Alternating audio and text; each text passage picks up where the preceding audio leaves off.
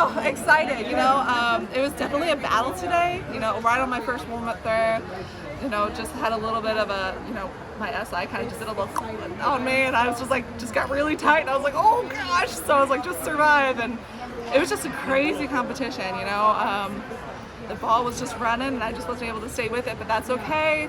Today was just survive, and live another day, and get ready for Paris, and you know what is it, 2 months now? So yeah. why was everybody struggling today? There's so many fouls in the first round. It was so weird. It was definitely, sometimes this happens. It is something that happens in the air.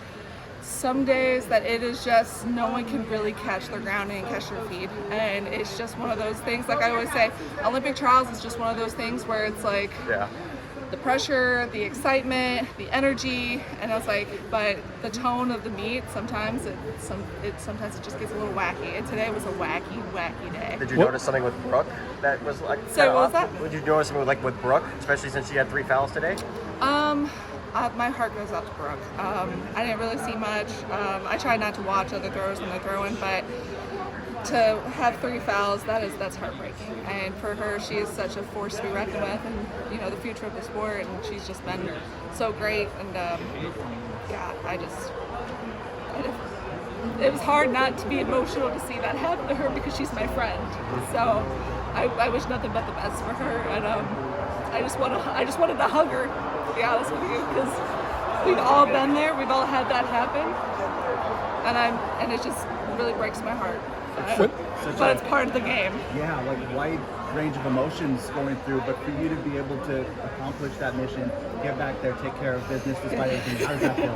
It was crazy because I'm a very emotional person, and it did catch me off guard where I just started feeling very emotional myself because these are your friends, these are people that you've been with for so long. And it was hard. I had to reel in back in my emotions to try to get back and just stay, hold my position. The goal today was, of course, I wanted to throw a little bit farther. I had a really big warm-up throw, but that's okay.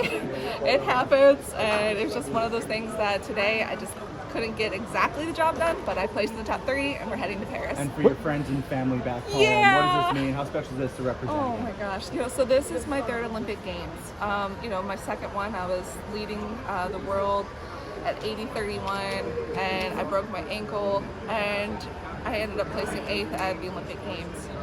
This year, it's kind of redemption.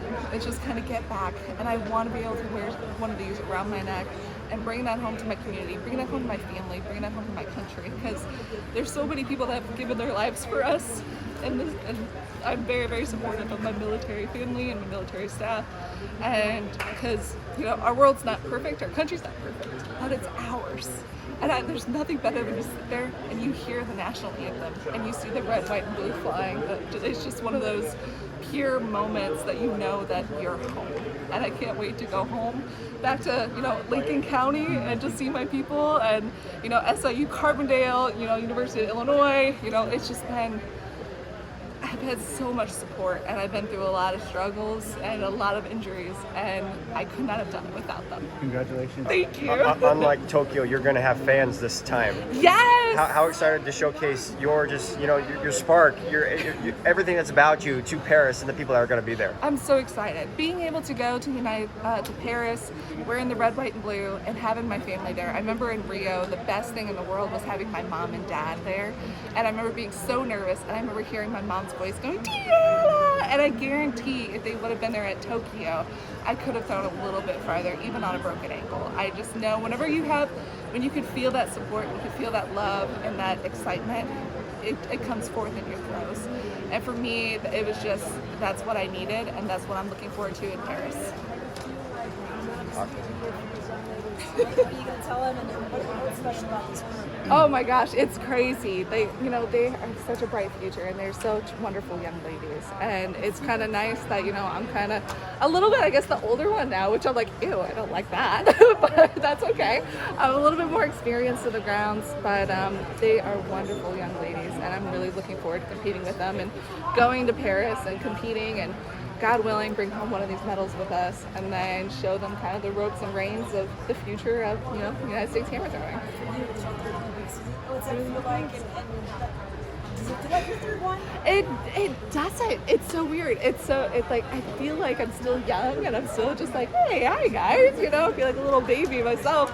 I always say like I might be 31, but I have the soul of a 5-year-old. So, but I absolutely am excited to be able to go there. I have kind of more reins under, you know, more I guess grounding under my feet of what to expect and how to expect things. And this time, you know, we're leaving no stone unturned. I'm bringing my guy Brian Murr, my functional movement, my coach JC Lambert, my mom, and God willing, you know, I'm going to try to do a GoFundMe to get, you know, my mom, my dad, and my mother-in-law and father-in-law to come to Paris so I can just see them and hear them. I'm so excited and I can't wait for this journey.